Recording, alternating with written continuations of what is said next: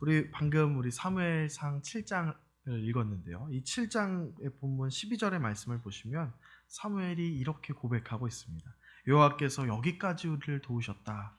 이건요, 단순히 이 7장만 봐서 이해할 수 있는 것이 아닙니다. 방금 이 블레셋을 이겨가지고 하나님 감사해요 하고 세운 것이 아니라 그 이전의 과정들이 있었던 거예요. 그 이전에 수많은 그 과정과 그 에피소드들이 있었는데, 그것을 통해서 하나님께서 그 선하신 뜻대로 우리를 구원해 내셨구나 라는 이 고백이 담긴 본문이 바로 7장 12절입니다. 이 세워진 돌의 이름을 무엇이라고 했나요? 바로 에벤에셀이라고 지었습니다. 이것은 도움의 돌이라는 의미입니다. 근데 이것은 방금 말했던 것처럼 이번 전쟁뿐만이 아니라 그 이전의 모든 과정들을 포함해서 하나님께서 여기까지 우리를 도와주셨구나, 이것을 고백하며 세운 돌이라는 것입니다. 그러니까 이 돌을 보면요, 단순히 방금 전에 승리만 생각이 나는 것이 아니라 우리 흔히 주마등이 스쳐간다고 그러잖아요. 그 수많은 과정들이 우리가 불순종하면서도 그래도 또 하나님께서 또 구원하시고 이런 반복되는 과정들 가운데서도 결국에는 우리를 구원하시는 그 하나님의 은혜가 스쳐 지나가는 그런 감격스러운 장면이 바로 이 돌을 볼 때에 머릿속에 다 스쳐 지나가는 것입니다. 그것이 바로 이 에벤에셀의 돌인 것이죠. 이 구약 성경을요, 하나님께서 우리에게 주실 때는 이 구약 성경은 우리가 보면 단순히 그냥 이스라엘과 히브리인들의 이야기와 역사구나 이렇게 생각할 수 있겠지만, 하나님께서는 이 구약 성경을 우리에게 우리 지금의 신앙의 삶을 비춰보는 거울의 역할로 우리에게 주셨습니다. 구약 성경을 보면은 우리의 신앙생활이 다 비춰져서 보여집니다. 지금 이스라엘이 어떠한 과정을 겪고 있나 우리가 보면 거울로 비춰서 나의 신앙의 삶을 보면 내 삶도 이스라엘과 다르지 않구나, 이것을 우리가 보게 된다는 것입니다. 물론 구약의 이스라엘과 우리에게는 3000년 가까운 시간과 문화와 여러 가지 것들이 다르지만, 이 구약 성경을 통해서 보는 그 이스라엘의 하나님과 함께했던 신앙의 여정들, 고통스러웠던 여정들, 감격스러웠던 여정들 모두 포함해서 이걸 통해서 우리도 이러한 하나님과의 동행의 시간이 있었는데, 하나님께서 나를 이스라엘처럼 이렇게 하셨는데, 이런 것들을 우리가 볼 수 있다는 것입니다. 그래서 구약은 옛날 옛적 이스라엘 이야기가 아니라 지금 나의 신앙의 거울이다 라는 것이죠. 네. 그래서 한번 우리가 생각을 해보면 애굽의 노예였던 이스라엘이 가나안 땅으로 어떻게 왔나요? 그냥 그들이 힘이 세니까 애굽을 쳐부수고서 나왔나요? 아니면 엄청난 지혜와 또 계략으로 정변을 일으켜서 나왔나요? 아니었습니다. 모세를 세우시는 과정에서부터 10가지 재앙을 통해서 바로가 그 권능에 굴복하고 이스라엘을 풀어준 것까지 모두 다 하나님의 능력이셨고 하나님의 계획이셨습니다. 그러니까 전적으로 이스라엘의 힘이 아니라 하나님의 힘이 그들을 이끌어 내신 겁니다. 우리가 이걸 거울로 비춰봅시다. 우리가 하나님의 자녀가 된 것, 복음이 믿어지고 예수님의 십자가의 구원이 믿어지고 성령 하나님께서 내 마음의 주인이 되어주신 것, 이거는 모두 우리의 힘과 능력, 의지가 아니라 그것은 전적으로 우리를 불쌍히 여기신 하나님의 은혜였습니다. 그래서 에베소서 2장 4절 말씀에 이렇게 하나님 기록되어 있습니다. 긍휼이 풍성하신 하나님이 우리를 사랑하신 그 큰 사랑을 인하여 이렇게 구원받은 우리입니다. 그래서 우리가 거울로 보면 이스라엘이나 우리나 똑같이 하나님의 긍휼로 구원받은 자임을 기억하시기 바랍니다. 그럼 그 다음에 이스라엘의 행보는 어땠나요? 구원받은 이후에 구원받아서 출애굽을 했으니까 반석과 같은 담대한 믿음으로 이 가나안까지 전진했나요? 그렇지 않습니다. 이스라엘은 그 후에 가나안에 들어갈 때까지 출애굽 이후에도 계속해서 원망하고 음행하고 우상 숭배와 탐욕의 모습들을 보여주고 있습니다.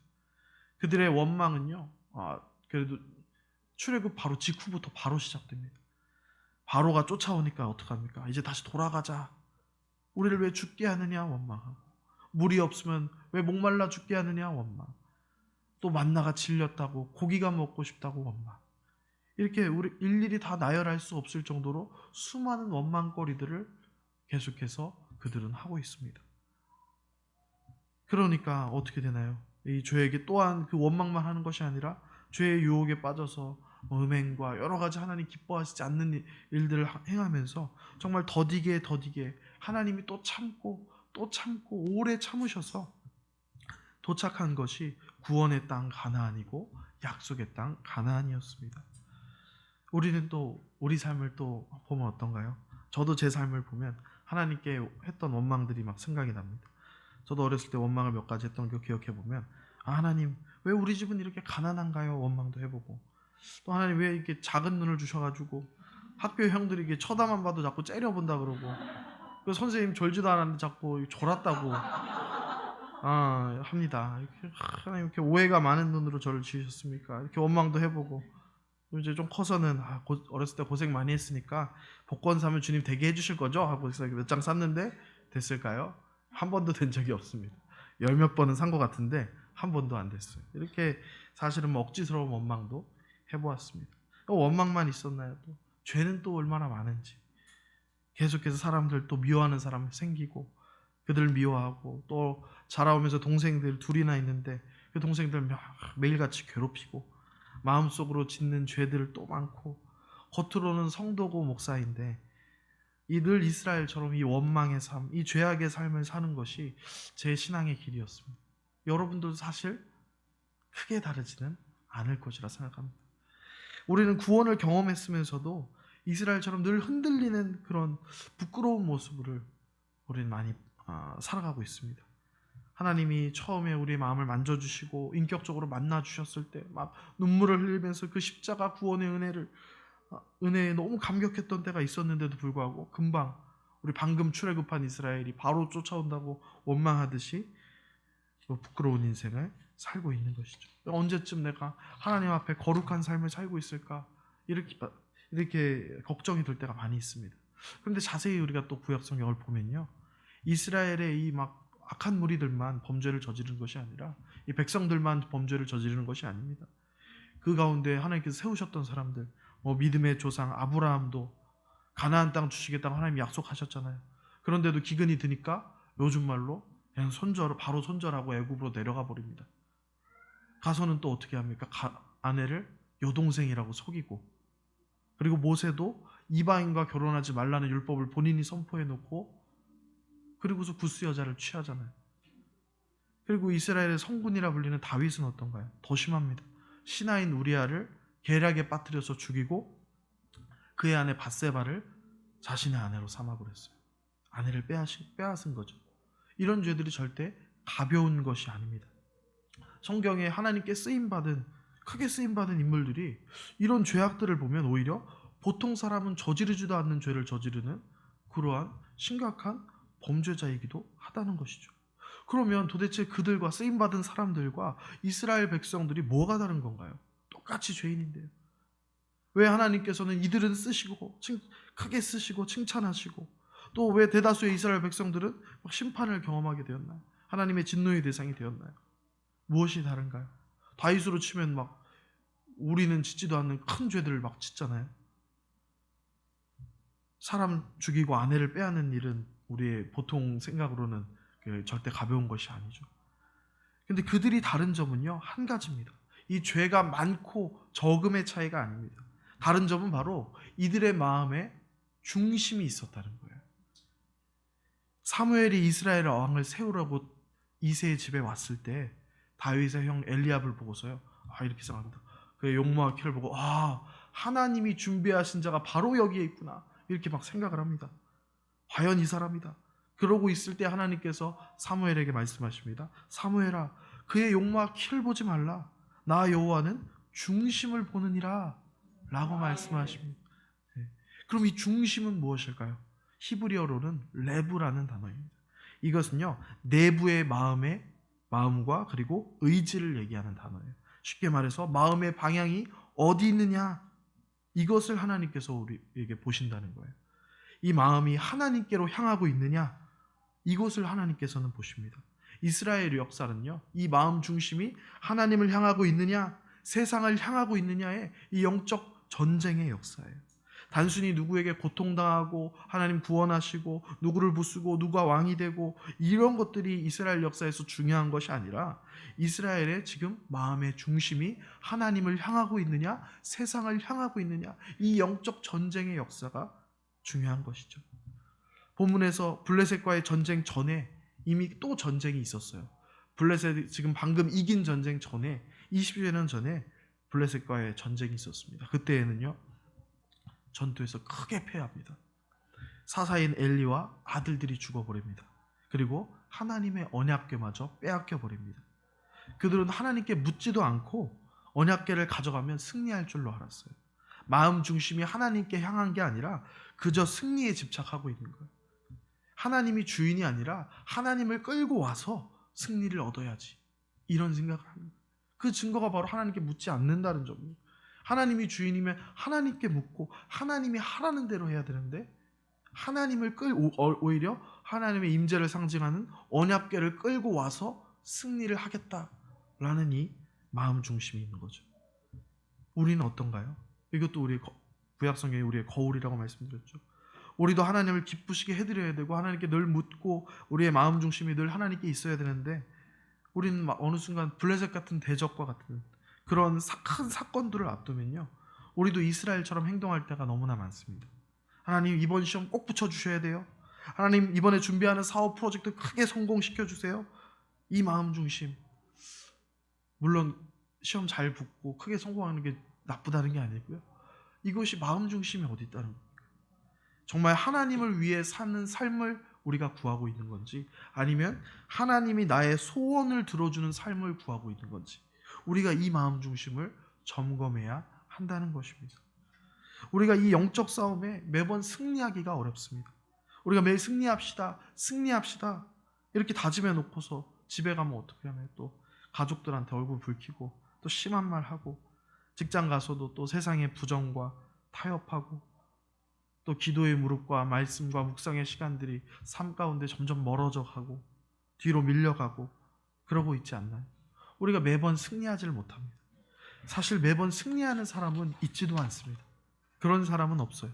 그래서 하나님께서 만약에 행위의 완전함을 보셨다면 우리에게는 소망이 없습니다. 완벽한 사람 내가 데려가겠다, 하나님께서 그렇게 얘기하신다면 갈 수 있는 사람이, 하나님께 갈 수 있는 사람이 없다는 것입니다. 하나님께서 다윗의 행위가 완전하기 때문에 그를 택하신 것이 아닙니다. 그가 내 마음에 합한 자다라고 하신 것이 다윗의 행위가 완전해서가 아닙니다. 하나님께서는 그 다윗의 그 마음에 있는 그 중심, 하나님을 향한 그 내면의 의지를 보시고 그것을 보고 택하셔서 사용하신 것입니다. 그도 영적 싸움에서 자주 패배하고 아까 말씀처럼 심하게 패배해서 그런 큰 범죄를 저지르기도 했습니다. 하지만 하나님을 향한 마음의 중심이 있었기 때문에 그 선지자가 다시 돌아오라 하나님의 말씀을 전할 때에는 다시 회개하고 돌아오는, 돌이키는 자였기에 그 마음 중심을 보시고 하나님께서 사용하셨던 것입니다.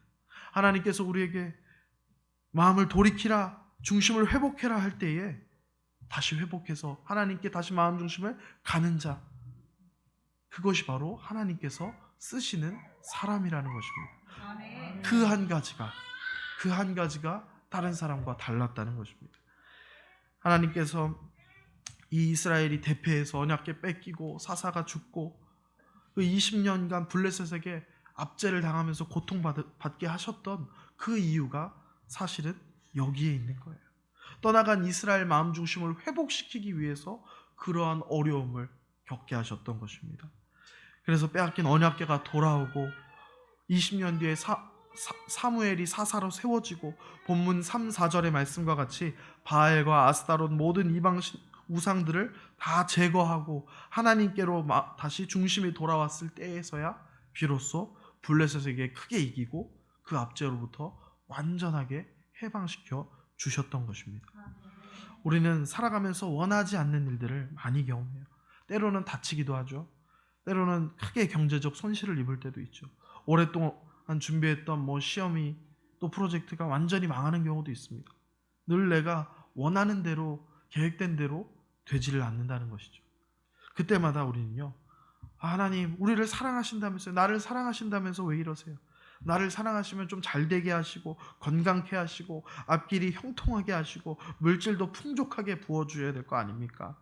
이렇게 불평을 하고 우리가 절망을 하기도 한다는 거죠. 하지만 이 모든 것은요, 결국에는 하나님께로 우리 마음 중심을 다시 한번 돌이키라는, 그리고 하나님께서 준비하신, 인도하시는, 도우시는 과정이라는 것입니다. 우리 딸을 제가 안고 있으면, 이제 딸이 막 3살, 5살 이런데요, 가만히 안겨 있질 않습니다. 바로 뛰쳐나가가지고 막 한참 돌아다녀요. 막 이리저리 뛰고 자기가 하고 싶은 대로 이곳저곳 끊임없이 돌아다닙니다. 그런데 이렇게 막 돌아다니던 딸이 저를 찾을 때가 있어요. 언제냐면 뛰다가 다쳤을 때, 뭔가 마음이 상했을 때, 뭘 잃어버렸을 때, 그때 울면서 저를 부릅니다. 이제 자기 힘으로 안 되니까, 도움이 필요하니까 돌아오는 것이죠. 이스라엘도 마찬가지예요. 기껏 하나님께서 아브라함에게 약속했던 대로 가나안으로 출애굽해서 오게 하시고, 또 그곳에서도 하나님의 말씀대로 한 군데 한 군데 다 점령해가면서 그 약속된 땅을 찾고 있는 그 모든 과정에서도 이 사사시대 내내 이스라엘은 각기 소견에 옳은 대로 행하였더라 라는 말씀처럼 이 하나님 품에서 계속 벗어나서 그냥 막 돌아다니는 거예요. 이방신 따라가고 그들의 문화 따라가고 천방지축으로 세상이 좋다고 하는데 가가지고 그들 앞에서 기웃기웃하는 것입니다. 본문에서 사무엘이 버리라는 이 바알과 아스다롯은요, 이 이방신들은 풍요의 신, 이 다산의 신이에요. 블레셋과 이방 민족들이 섬기는 신인데, 이스라엘 사람들이 이 블레셋을 보니까 풍요로워요. 뭐 다 자녀도 많고 강성해 보여요. 그러니까 그 마음이 혹하는 거예요. 우리도 혹시 아스타롯, 바알 챙겨오면, 그들을 좀 같이 한번 섬겨보면 혹시 우리도 잘 그렇게 되지 않을까? 풍요롭게 살 수 있지 않을까? 그렇게 생각하고 기웃기웃 거리는 것입니다. 이제 다시 거울을 비추어서 우리를 바라봅시다. 우리도 세상의 방식, 하나님이 기뻐하시지 않는 이 삶의 모습을 당연하게 받아들이고 있지 않나요? 이 거룩하게 지켜야 될 주일도요, 우리 가족들 위한다, 또 직장 위에서 한 번씩 양보한 적 있지 않으신가요? 정직하지 못한 방법이지만 회사에서 원하니까, 다들 하는 일들이니까 그냥 받아들인 적 있지 않으신가요? 우리가 주일에 나와서 주님 앞에서는 주님만 사랑하게 해주세요, 주님만 따르게 해주세요, 이렇게 기도하지만 일주일간의 삶에서 우리가 고민하는 것은 자꾸 어떻게 하면 형통할까? 어떻게 하면 편안한 삶을 살까? 어떻게 하면 이 집을 한 채를 마련할까? 이러한 삶에 우리가 집중하고 있지는 않았냐는 거예요. 그것이 나쁘다는 것이 아니라 그 마음의 중심이 그곳을 향하고 있지는 않았냐는 겁니다. 그래서 우리 마음이 그런 거예요. 우리 마음속에 똑같아요. 이 바알과 아스타롯이 실제적인 우상이지만 사실 그 내면적인 의미로는 우리 안에도 똑같은 우상들이 있는 거예요. 풍요와 다산, 뭔가 잘 풀리는 것, 이것을 향한 영적인 우상들이 우리 마음속에 있다는 것입니다. 그리고 순간순간 그것만 생각하고 의지하고 있다는 것입니다. 그래서 본문은 여호와께 전심으로 돌아오려거든 우상들을 버리라 라고 말씀하고 있는 것입니다. 그것은 가장 본질적인 하나님을 향한 우리의 마음을 회복하라는 것이죠. 그래서 우리가 중심이 회복되고, 하나님께서 이제 이스라엘이 중심이 회복되고 이제 완전히 하나님께 돌아오니까 대적 블레셋에게 크게 이기게 하십니다. 그러니까 이제 이스라엘이 거기에 세운 돌이 바로 에벤 에셀이라는 것이죠. 예전에는 그곳에 어떤 일이 있었냐면 20년 전에 하나님께는 완전히 마음이 떠난 상태로 승리만 하겠다는 마음으로 그냥 언약궤 메고 가서 크게 대패했던 그 자리에 이제는 하나님께 전심으로 돌아오는 중심을 가지고 승리하고 서 있는 감격의 장소가 된 것이죠. 그래서 바로 그 에벤에셀이 도움의 돌이 되었다는 거예요. 하나님이 여기까지 우리를 도우셨다라고 고백하게 된다는 것입니다. 그 이전의 수많은 과정들, 단순히 20년 전 블레셋과의 전쟁뿐만 아니라 그 이전에부터 우리 조상적부터 행해왔던 수많은 하나님 마음 중심을 떠나왔던 일들과 결국 그 모든 과정을 하나님이 계속 참으셔서 결국은 우리를 구원해 내셨구나, 여기까지 우리를 구원해 내셨구나 하면서 여기까지 우리를 도우셨다 하면서 에벤에셀이라는 돌을 세우게 된 것입니다. 그 믿음의 고백인 거죠. 그러니까 여기까지가 아니라 사실은 앞으로도 영원까지 하나님이 도우시겠구나. 그 도를 보면 그것이 떠오르는 거예요. 하나님이 여기까지 우리를 인도하셨으니 영원까지 우리를 인도하시고 도우시겠구나. 네. 그래서 이제 이것을, 이 에베네셀의 돌을요, 우리가 거울을 비춰보면요, 우리 마음 중심에도 이 에베네셀의 돌이 세워져 있습니다. 우리 마음속에도 볼 때마다 하나님의 도우심을 기억할 수 있는 기념비가 세워져 있습니다. 그것이 무엇일까요? 바로 우리 주 예수 그리스도의 십자가입니다. 하나님의 아들 예수 그리스도의 십자가의 보혈로 우리가 여기까지 온 것입니다. 그분의 십자가의 도우심으로 우리가 여기까지 왔습니다. 그래서 이스라엘이 세워진 에베네셀을 볼 때에 그 은혜를 생각하듯이 우리도 우리 마음속에 십자가를 바라볼 때에 지금까지 하나님이 여기까지, 이 예배하는 자리까지, 하나님을 섬기는 자리까지 나를 도우셔서 이곳에 왔구나 하는 고백이 되어지게 되는 것이죠. 내가 특별히 선한 자가 아닌데도 불구하고, 여전히 악한 일이 반복되는 자임에도 불구하고, 주님의 마음을 아프게 해드리는 자임에도 불구하고, 우리는 계속해서 블레셋 같은 사건 앞에서 하나님 이 사건만 해결해 주세요. 이것만 넘어가게 해주세요. 나 풍요롭게 해주세요. 나 성공하게 해주세요 하면서 하나님을 계속해서 이용해 보려는 우리이지만, 우리가 이 마음속에 십자가를 바라보면 내가 잘나서가 아니라, 무엇을 잘 순종해서가 아니라 그저 나를 사랑하시기 때문에, 긍휼히 여기시기 때문에 나의 마음을 하나님께로 향하게 하신 그분의 도우심으로 내가 이 자리에 서 있습니다. 우리가 함께 고백해야 한다는 것입니다. 그래서 본문에서요, 하나님이 가장 기뻐하셨던 순간은 블레셋이 무너졌을 때가 아닙니다. 하나님이 가장 기뻐하셨던 순간은 이스라엘이 스스로 다시 하나님께 중심이 돌아왔을 때 하나님은 가장 기뻐하셨습니다. 우리 이제 바알이 필요 없어요. 아스타롯 필요 없습니다. 우리는 오직 하나님만 필요합니다. 하나님만 사랑합니다. 이렇게 고백하는 그 순간이 하나님이 너무나 기뻐하셨던 그 순간이에요. 그래 내 아들아, 내 딸아, 내가 지금 이 순간을 기다렸다. 이렇게 말씀하시는 그 순간이 바로 본문의 그 순간입니다. 그래, 그것이 바로 우리 하나님의 마음이세요.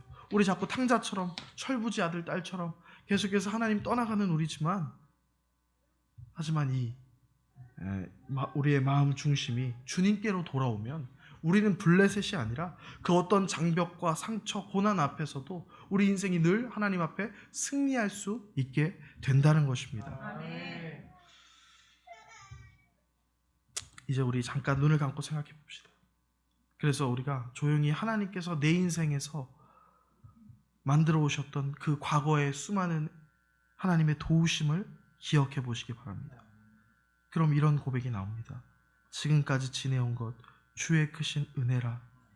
또 나 같은 죄인 위에 하나님의 하나뿐인 아들 독생자를 십자가에 달려 죽게 하신 그 은혜, 이것이 가장 귀하다. 이렇게 우리가 고백되게 된다는 것입니다. 그것이 바로 우리의 에벤에셀입니다. 여기까지 도우신 하나님, 앞으로도 영원토록, 영원까지, 하늘에까지 나를 도우실 것을 믿습니다. 우리는 땅에서도 하늘을 품고 사는 하늘땅 교회잖아요. 지금 이 땅에는 여전히 우리 블레셋 같은 고난과 역경들, 그런 대적들, 나를 공격하는 자들, 그런 영적인 전쟁이 앞으로도 계속됩니다. 그럼 절망스럽고 한숨이 나오고 고통스럽습니다.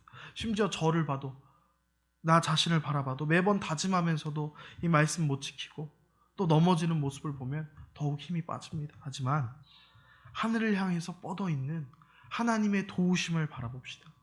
하나님의 이 예수 그리스도의 십자가를 통해서 지금까지 여기까지 나를 인도해 오시고 앞으로도 영원히 나를 하늘에까지 도우실 하나님의 그 은혜를, 그 에베네셀 주님의 십자가를 바라봅시다. 이것은 우리의 힘이 아니고 전적인 하나님의 도우심이고 하나님의 은혜입니다.